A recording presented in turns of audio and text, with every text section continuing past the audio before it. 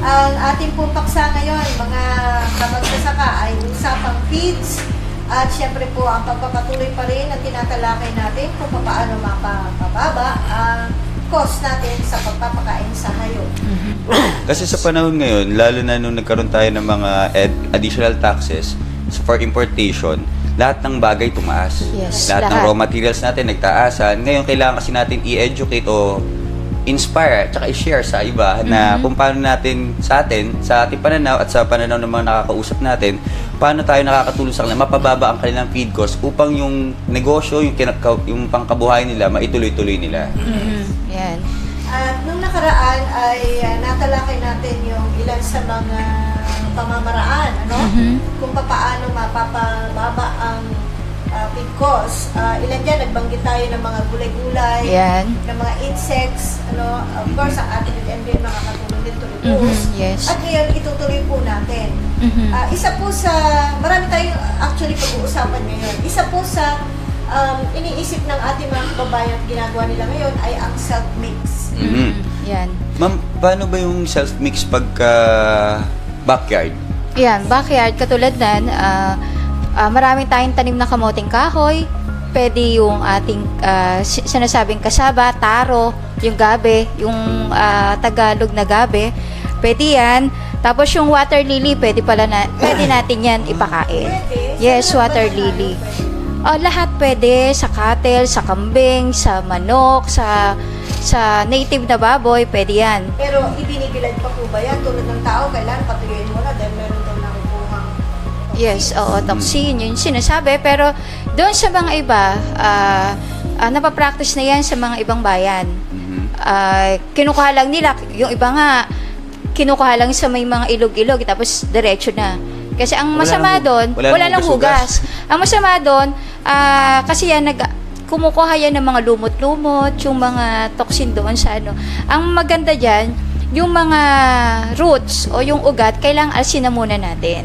So, saka natin ibibigay. Yung iba, chinachap, saka ibibigay. Mas maganda rin yan doon sa mga baka, lalo na yung mga dairy cow, pwede natin siyang ibigay. Pero a certain amount, hindi lagi. Siyempre, kailangan pa rin natin lang po support yung mga concentrate, yung mga ibang damo, yun ang ibibigay natin. Kumbaga, pang-alternate lang yung mga sinabi natin na kasaba, water lily, kangkong, yan. Pwede natin silang ibigay. Biruin mo, yung water lily na nakakaperwisyo sa mga dagat, ilog, na talagang pag natakpan niya yung buong dagat, mamamatay nga siya. Siyempre, wala nang sunlight. Pero pasalamat tayo, marami tayong mga agricultural scientists na pinag-aaralan na pwede palang ipakain. Yun nga sinasabi natin, wag natin minsan tingnan yung masamang na idudulot nito. Dito, mas maganda to ipakain natin sa hayop. 'Di ba? Hindi tayo mamroblema, makakatulong pa tayo sa dagat. Kumbaga na unti-unti na nating nabubuo ulit ngayong marine ecosystem. Na nakakatulong. Yung mga sinasabi natin nakakapinsala. So, eto na po, tandaan nyo po yan. Kung malapit kayo sa dagat, kung wala naman, di magpatubo na rin kayo sa likuran bahay nyo. Madali lang yan. Actually, sa ibang bansa, kinakain yan yung mga water hyacinth, yung flower na kulay white, may violet yan. Kinukuha nila yung bulaklak, isinasama nila sa pork. Tapos may doon sa mga Southeast Asia, kinukuha nila yung salad. Pinapry nila. Bakit? Ano ba yung nakuha mga nutrients doon? Mayaman po siya sa vitamins, mineral, may calcium, may potassium, ayan, may manganese, may zinc. Ay, di pwede yan na, po. pag tayo nagugutom, pwede na rin pala natin iluto. Yung leaves. Oo. Kaso nga lang, kailangan marunong kang kumuha kasi medyo makatiyan. So, kailangan expertin. Pero yung iba, ang sinabi, kainin mo para matry mo. Para gano'n, hindi naman nakakamatay siya. Yung young leaves, pwedeng isama sa pagkain. Pero yun, sa bagay, naniniwala ko dyan kasi yung tinutubuan ng mga water lily, ang tubig natin, basta't maalat, mayaman sa mga minerals yan. Yung salt is actually mineral. Ito naman ang kangkong. Oo. Kaya nga, Saan yung tubig yan pero pinakain pa rin natin. Yung sinasabi lang nila na, yung katulad niya, mga heavy metals, like yung mga mercury, yun talagang masama yan. Pero, nagagawa naman ng paraan yun, tulad sabi ni Miss Ana, tanggalin mo yung ugat. So, pwede po kayo mag-self mix. Of course, dito sa Team Atomy, pwede mo kayo magpa-customize. Oo. Pwede magpagawa ng sarili ninyong style. Yes. Depende, of course, Sa mga ingredients na available sa kanila. At saka libre po yan. Lagi natin inuulit libre. Nagbigay po kami dito ng ilang sample, but of course, hindi masyadong makikita sa ating screen. Pero mabanggit na lang po natin at pwede nyo balikan ito sa YouTube na mas malapit siguro. No? Okay. Na mas makita sa screen yung sample ng free-range chicken formulation na binigay po ni Miss Ana. Ayan. Ito po yung starter, grower, and layer. Miss Ana, siguro pakibanggit mo na lang para sa ating mga nakikinig ngayon. Isulat nyo po, mga kaibigan, yung babanggitin ni Miss Ana na formulation sample po para sa free-range chicken. Chicken. Ito yung layer. Okay. Ito po yung sa starter. Meron po tayong mais, 30.875 kilos. Soya, 13.5 kilos. Rice bran or darak, 5 kilos. Yung ating NBM, kalahating kilo. At yung ating atobi is 125 kilos. Ibig sabihin, 125 grams. At yung NBM, kalahating kilong NBM. So, That makes it 50 kilos. yes, tumototal po yun ng 50. And then, doon sa grower free-range feeds, corn, 30.875. Soya, 11 kilos. Rice bran or darak, 7.5. NBM, kalahating kilo. And atobi is 1.25 grams. So, total of 50 kilos. Sana Yan po nagsusulat kayo. Sample na po yan. Magandang formulation. Oo. Saka, nilakihan na rin po namin para sa mga viewers, nilakihan namin ng konti. Sana mas mabasa nyo na mas maigi. readable. Kaya na po siguro Yan. Yan po. Okay. Okay, yung sa layer, meron tayong mais. Yan po yung hammered corn, yung sinasabi na apat na hati. Yan yung malaki. Kailangan kasi sa layers, malalaki yung mais. 27.375. Soya, 8 kilos. Rice bran or darak, 5 kilos. Fish meal, 1 kilo. Copra meal, 4 kilos. Ito yung copra meal is yung palyat. Doon sa mga hindi nakakaalam, is palyat sa Tagalog. Yan po. Limestone, 4 kilos. And NBM, kalahating kilo. Atobi is 125 grams. Yung limestone po is a source of calcium. Kasi kailangan ng layers may calcium source para mas mabuo yung itlog na ilalabas nila.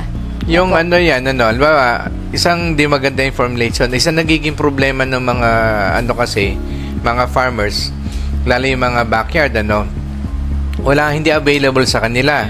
Ako, pagkakaintindi ko, yung limestone, pag availability yung calcium, kung yung alam niyo yung shell ng talaba, Yes. nung Oyster tahong, shell po. o yung itlog, ayan, pwede nyo yung dikdikin yan.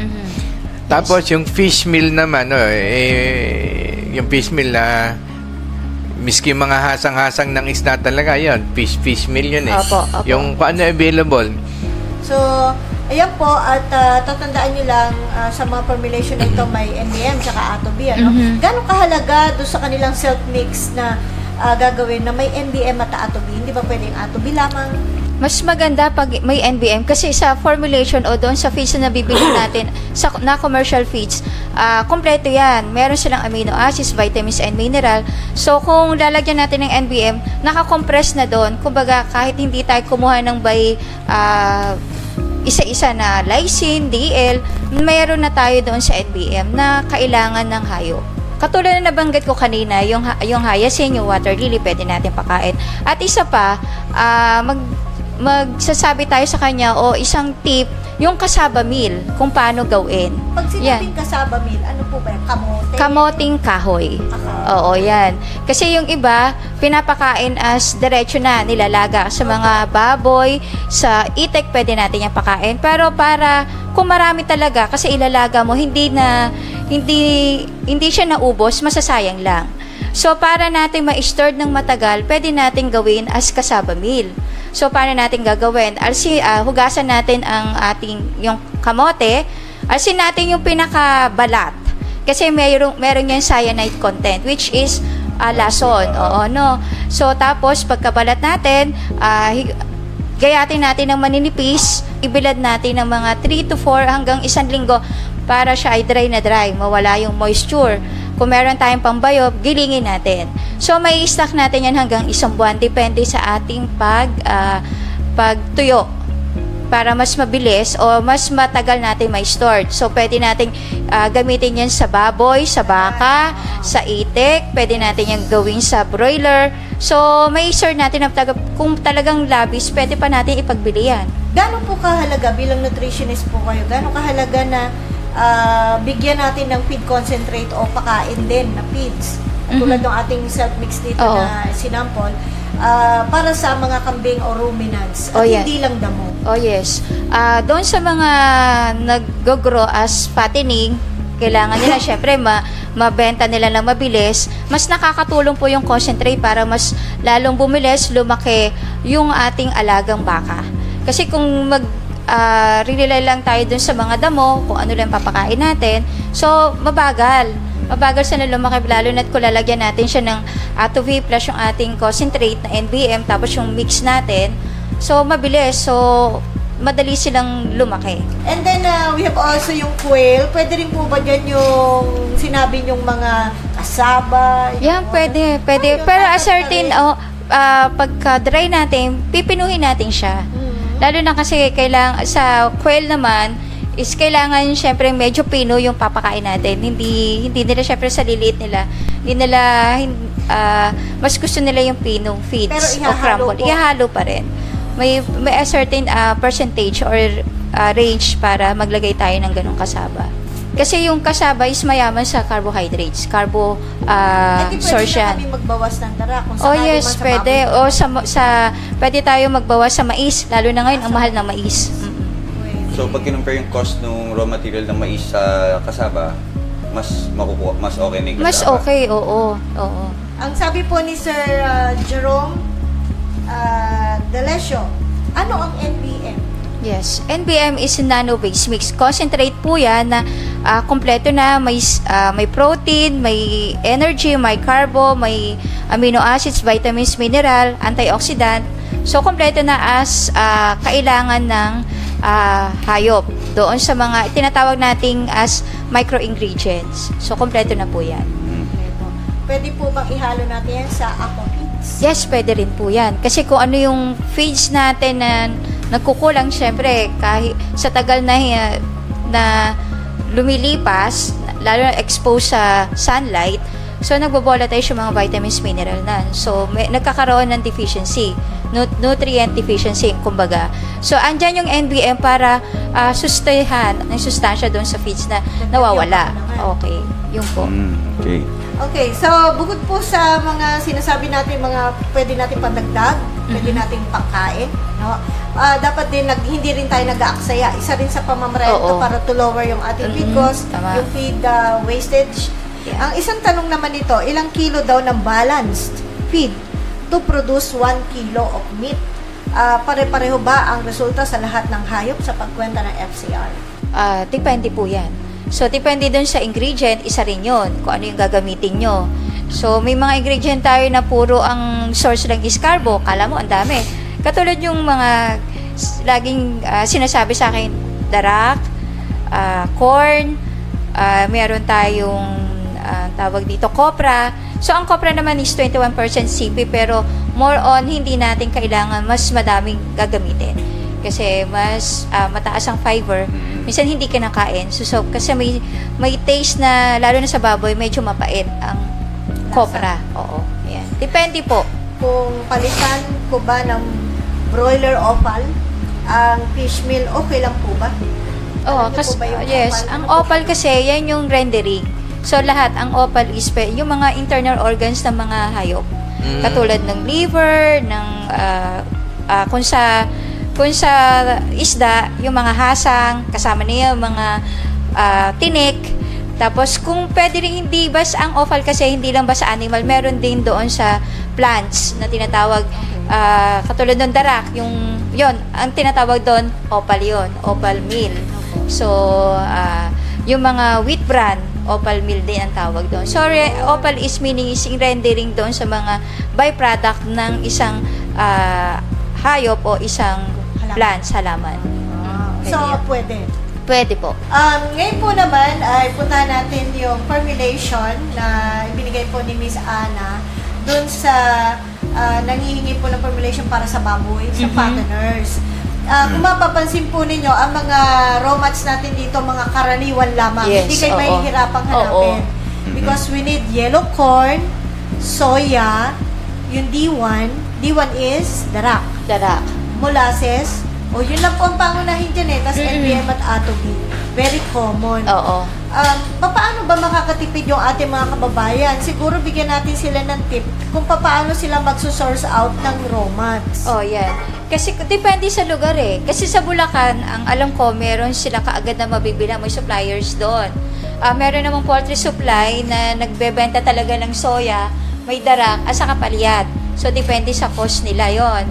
Meron ba mga gulay o halaman na hindi dapat ipakain sa ating mga hayop? Halimbawa, yung bang ipil-ipil, marami nagtatanong sa atin yan. Opo. Yung ba kasi gusto nila makatipid, pero siguro dapat payuhan din natin sila kung alin yung mga bawal. Oh, yes. Yung ipil-ipil, pinakakain natin yung starter grower. Depende rin, hindi natin pakainin ng madami. No, sa baboy ko pwede. Konti lang. Ipil-ipil. In what form? Yan ba ay pinagtat? Pwede yung dahon lang Dahon. Kasi ang ipil-ipil is mapait. Mapait po yan. Oo. Lalo na sa mga baboy malalasan. Okay lang sana sa kambing. Walang problema sa kambing kahit ano lasa ng kinakain. Pero pag sa baboy, iniwasan natin yan doon sa mga bubuntis o buntis na mga baboy, mga inahin. So, ipil-ipil, pwede sa fatteners, pero dahon lang. Oo, dahon lang. Ano pang iba pang dahon or halaman na medyo i-regulate natin or wag? Oh, yun. Doon sa mga kambing, yung sitaw. Yung sitaw, Sitaw na yung gulay? dahon ng sitaw. Ano Yun, yun? depende rin, wag Bawal? ipapakain din doon sa mga buntis.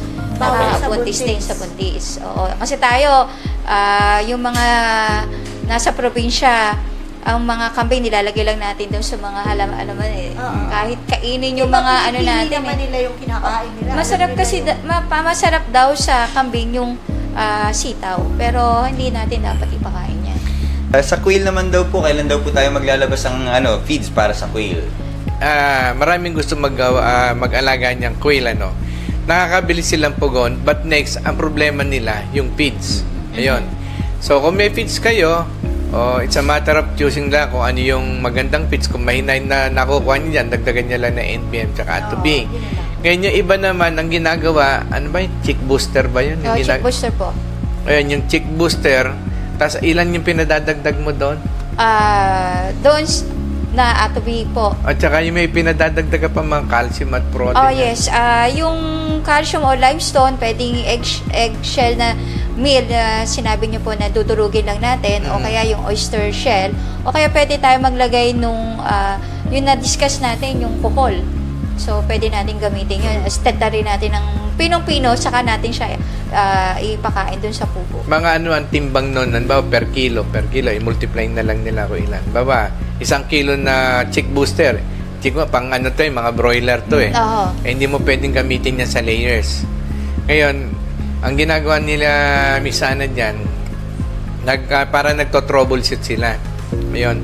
So, kung may chick booster ka, 1 kilo, ganong karami ng, yung eggshell na, yung kinakain natin na, patutin, dudurugin nila, o kaya yung mga ng tahong o talaba, ayan, yung mga buto ng hayop, na pinatad, dudurugin, mga ilang grams yun o ilang kutsara? Mga 200 grams o kung kutsara, mga 20 na kutsara.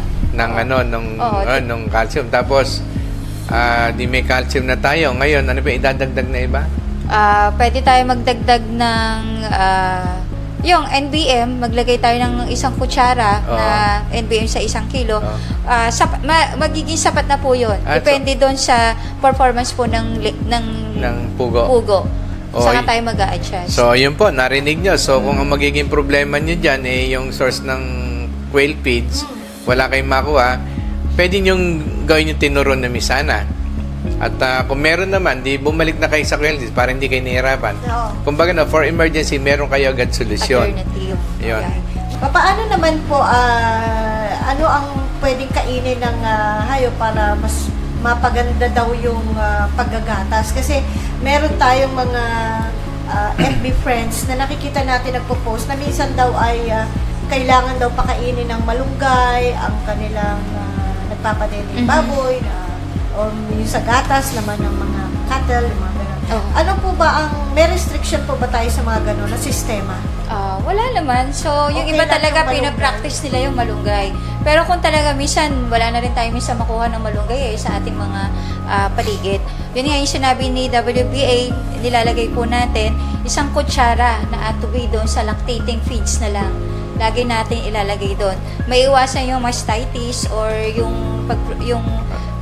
mga gatas. So, pag nanganak yung mga inahin, talaga, kahit hindi pa nanganganak, pisilin mo yung daddy na, lalabas yung gatas. Yan po, maiiwasan yan. Another message po na ating natanggap sa Facebook ay tungkol naman sa paraan ng pagpapakain. Kung meron daw koneksyon ang sistema ng yung feeding management sa pagtaas ng feed cost. Oh yes, meron. Napakalaking yung importante yan. Kasi katulad ng sinabi ko, yung feeding program natin na kung fattening tayo at libitum tayo, pinapamahala lang natin sa mga caretaker natin. Basta mapakain lang. So, ibubuhos lang. Minsan, kasi yung mga sinaunang kulungan, nilalagay lang yung feeds doon sa flooring. So, ang dami nasasayang. Isa rin yun sa doon sa yung isang bag natin, estimate natin 1 week pero mga ilang araw lang kasi nasasayang, hindi nauubos lahat ng mga baboy. Kaya kailangan meron tayong programa o sistema sa pagpapapakain. At saka kailangan kung ano yung oras na nasimulan natin na bigyan ng pakain yung baboy, dapat sa ganung oras pa rin hanggang sa maibenta sila, ganung oras din. Kasi pag nakaligtaan nila yan at nakalimutan natin pakainin, pang isang araw na hindi natin pakainin yan, mga 3 kilos ang nawawala sa kanila. Nabanggit niyo po yan na Miss Ana, may mga observations kahit sa ibang bansa, ang mga farm na, halimbawa sa manok. Sabi nila, kapag naglagay ka ng de oras na pagpapakain, mas maganda. Yes. Sa paniniwala Tama. nila, sa observation nila, ang kanilang nakita daw doon ay pag laging mayroong feeds, ang laman ng pakainan, mas maingay ang mga manok. At pag maingay sila, mas nag-stress sila. At ang tag dito, yung namamayat sila. Resulta na. Samantalang kung de oras ang pagbibigay ng feeds, nakakondisyon na isip nila na Yun tapos na ang pagpapakain. So, So, huwag ka nang mag-isip ng gano'n.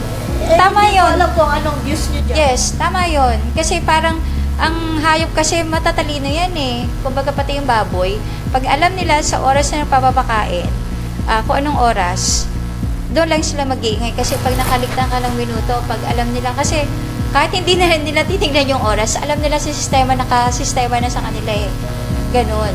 Kasi feed cost ang pinag-uusapan natin dito, paano makakamenos. Kapag ikinokonekta rin natin doon sa halimbawa ad libitum, maganda magpalaki, di ba? Kapag gusto nilang kumain, meron pagkain dyan. But, alin ang mas hindi kaya maaksaya naman sa funksyon kaysa doon sa per serving? Pwede ka naman i-combine yung restricted at libitum. Pwede naman yung monitoring mo lang kung paano, anong oras mo siya ilalagyan. Depende din kung ano yung, kung commercial farms ka, yung malalaki yung volume, population mo. Pero kung konti lang, yung backyard ka lang, pwede mo naman yan mag-activity pa. Pero pag naandun sa large scale ka na, ayun talaga maganda, meron kang restricted or meron kang di oras para hindi masayang. Kasi kung 2 hanggang 5 sako, masasayang, napakalaki na nun. Sir WB, what do you say? Ako, I think I believe yung dapat yung may oras. Kasi, inobserbahan ko din yan eh. Yung, parang mas mabilis pa nga lumaki yung may oras kaysa dun sa ad libitum eh. So, nung going back, nung ina-analyze ko, siguro kung laging may pagkain, hindi kain ng kain, at that time, kumbaga yung capacity nung physiology ng animals to absorb and convert, maximize na eh. Iba naman yung dila ng baboy, yung kain pa rin siya ng kain. So, yung itinatapon na lang niya. Hindi niya na naiko-convert. Yung excess. Yes, kasi meron din naman na, sabi nga, pag napuno na yung nutritional requirement, titigil siya. Kaso, nagpo-process pa lang yung niya, hindi pa napupuno, di siyempre, kain pa rin siya ng kain. Kumbaga, matako siya masyado, pero yung kinakain niya, hindi na kaya ng physiology niya i-convert. So, tatapon lang So, yun. yun yung dun bumabagsak yung feed cost ay Oo. tumataas oo. masyado. Kasi ako, ilalabas lang din niya. ang analysis ko dyan, di ba noon, sabi nga nila, yung amoy ng dumi, undigested protein na yun ang kailangan na i-convert into meat ng hayop. So, ako, sabi ko, I have to prove this. So, I conducted some experiments on this. Yung high protein, tapos yun, hanggang nilesen ko ng nilesen until finally, nakuha ko yung to the nearest. Sabi ko, the scientists are right na yun nga yung ano nila. But then of course, ang dumi yan, hindi mo pwedeng maging mabango yan kahit paano may amoy yan. At there is no such thing as 100%. But at least, to the nearest of maximization na efficiency, makukuha mo. Kailangan lang talagang pag-aaralan mo. Yun. Tsaka, many factors kasi sources of protein. Madali bang i-absorb, i-digest yung soyang nakuha mo. Ayun. You only got one word of soya, pero maraming klase yan. Yung mga carbohydrates na ginamit mo, marami yan. Yung mga raw materials, marami yan. So, ano pa ang pwede niyong maisip na paraan para ma-reduce natin ang feed cost? Yun sa sinabi ni WBF, karagdagan na lang dun sa info. Yung sinabi ko ng combination, ibig sabihin nun, combination ng restricted to ad libitum. Bawa, 3 kilos ka nagpapakain, pero may time frame ka, may oras talaga, may scheduling. Bawa yung 3 kilos mo is hatiin mo sa 3 beses ka nagpapakain, 1 kilo sa hapon. And then kung nagkukulang pa, pag nakita mo, siyempre dapat closely monitor, saka ka magdagdag. Ibig sabihin, ad libitum ka rin. Kumbaga, naka-restricted ad libitum yung feeding program mo. Kasi naka-monitor ka. Naka-monitor ka. Oo. O, yun. Paano naman yung feed spoilage? Na one way yan o sabihin, isang nagiging daan kaya nagkakaroon tayo ng mataas na feed cost. Yun nga, yung sinasabi ko na kailangan i-monitor natin. From there naman, pag na-monitor mo yung kung 3 kilos, ay hindi nauubos dun sa tanghalian pa lang, hindi niya nauubos, lalo na kung maglalagay tayo ng technology. Okay. Kasi sa technology, pag nag-efficient na yung katawan ng baboy, kumukunti na silang kumain. So from there, imbis na maglagay ka ng 1 kilo, kalahating kilo na lang kasi hindi nila maubos. Doon makakatipid ka na ng kalahating kilo sa isang araw na pagpapakain mo. Yes. Kaya yung yung mga farm workers, importante yung makuha mo yung cooperation nila kasi nga, una-una, hindi sila gumagas. Basta't pakain ng pakain yan. They wouldn't mind kung panis na ba yung kinakain ng baboy or what. So, yung panis na yun, sa totoo, madali naman natin kung una kayong obserba nyo, bagong gawa yung kulungan nyo, nag-alaga kayo ng baboy. Ang bilis lumaki niyan. Bilis malinis. Tapos after mga 1 year, 2 years, pabagal na ng pabagal lumaki yan. Why? Tapos minaamoy na kayo malansa sa mga paligid nyo, ganyan. Those are bacterial load. So, ibig sabihin, yung mga bacteria na napipigil niya yung pag-grow ng katawan ng hayop. Why? Because nakukuha nila yung oxygen na supposed to be gagamitin ng katawan ng hayop. Ayun. So, importante talagang maging malinis yung kulungan natin. Farm management para malesen yung mga bakterya hindi makabuild up yan. Asan yan? Pag sinabi ng hindi, walang sakit yung maganda, madami. Malayo ka pa, naamoy mo, ang lansa-lansa, baho na huwag kang maniwala doon. Siguradong maraming sakit yung hayop noon. Di ba may nakikita pa tayong farm na isinas sa baboy? Hinahagis lang yung feed sa sahig. Tapos hihimurin naman ng baboy sa sahig. Alam naman natin na napakadelikado din of course, magkasakit yung hayop. Plus, sa tingin nyo ba, bilang payo lang na payong kaibigan sa ating mga nanonood ngayon, ano ang inyong dapat na sabihin parating sa kanila about that? Well, feed cost din ang pinag-usapan natin. Ever since pinapractice na yun, miski naman may feeder ka Doon na ilalagay. Dumudumi, umihidin yan di ba? So, inihagis na lang. Kasi nga, total lagay ko sa feeder, ilalabas ng baboy, hihigan, hihiyan, kasama-sama na. Baboy nga di ba? Sa akin ganun. Ngayon, wala kang magagawa ko doon, kundi let yung katawan ng baboy do the job of exterminating and lessen those bacteria and organisms that infect them. How do you do that?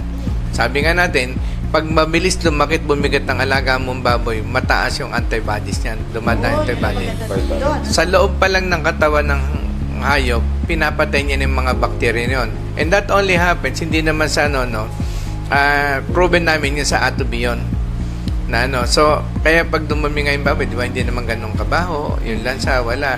Kasi halos napatay niya na iba. So, kung merong contamination na dun sa mga flooring, hindi mo masyado nalinis o dinakot mo lang, nalagyan mo ng pangin, kinain nila, di makukuha nila yon. But at least yung papatay nilang mga bacterial load na yon, kukunti na lang. Ayun. Kaya yung baboy, they were given a good chance of mas mabilis lumaki, bumigat. Yun. So, yun ang ating parang barometer, taga-sukat na siya mismo, katawan niya ang papatay doon sa bacteria na nakuha niya sa paghimod-himod sa pagkain doon sa sahig. So, kaya na niyang patayin yun kung mataas ang kanyang resistensya. So, kailangan may technology tayo nilalagay.